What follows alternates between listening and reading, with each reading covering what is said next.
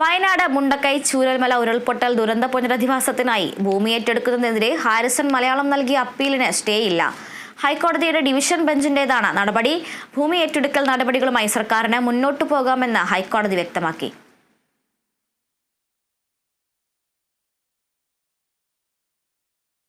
വാർത്തയുടെ വിശദാംശങ്ങളുമായി സാനു കെ സജീവ് ചേരുന്നുണ്ട്. സാനു, ഈ ഭൂമി ഏറ്റെടുക്കുന്നതിനെതിരെ ഹാരിസൺ എസ്റ്റേറ്റും അതുപോലെ തന്നെ വലിയ വിവാദങ്ങൾ ഉണ്ടായിരുന്നു. എന്നാൽ ഇപ്പോൾ ആ അപ്പീലിന് സ്റ്റേ ലഭിച്ചിട്ടില്ല. ഭൂമി ഏറ്റെടുക്കൽ നടപടികളുമായി സർക്കാരിന് മുന്നോട്ട് പോകാം എന്നാണ് ഹൈക്കോടതിയുടെ നിലപാട്.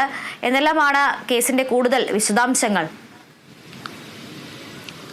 അതുല്യ, വയനാട് ദുരന്തബാധിതർക്ക് ടൗൺഷിപ്പ് നിർമ്മിക്കുന്നതിന് വേണ്ടിയുള്ള ഭൂമി ഏറ്റെടുക്കുന്ന നടപടികളുമായി സർക്കാരിന് മുന്നോട്ട് പോകാമെന്ന് ഹൈക്കോടതി അറിയിച്ചിരിക്കുകയാണ്.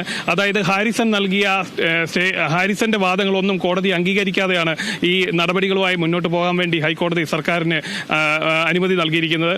അതായത് ചില വാദങ്ങളുടെ പേരിൽ, അതായത് ഹാരിസൺ മുന്നോട്ട് വയ്ക്കുന്ന വാദങ്ങളുടെ പേരിൽ ഭൂമി ഏറ്റെടുക്കൽ നടപടികൾക്ക് തടസ്സമുണ്ടാവാൻ പാടില്ല, ദുരന്തബാധിതർക്ക് എത്രയും വേഗം പുനരധിവാസം നൽകുന്നതിന് വേണ്ടിയിട്ടുള്ള നടപടികൾ സർക്കാരിന്റെ ഭാഗത്തുണ്ടാകണമെന്നും ആവശ്യപ്പെട്ടിരിക്കുകയാണ്. അതായത് ഈ കേസുമായി ബന്ധപ്പെട്ട് ഹാരിസൺ നേരത്തെ സിംഗിൾ ബെഞ്ചിന് അപ്പീൽ നൽകിയിരുന്നു.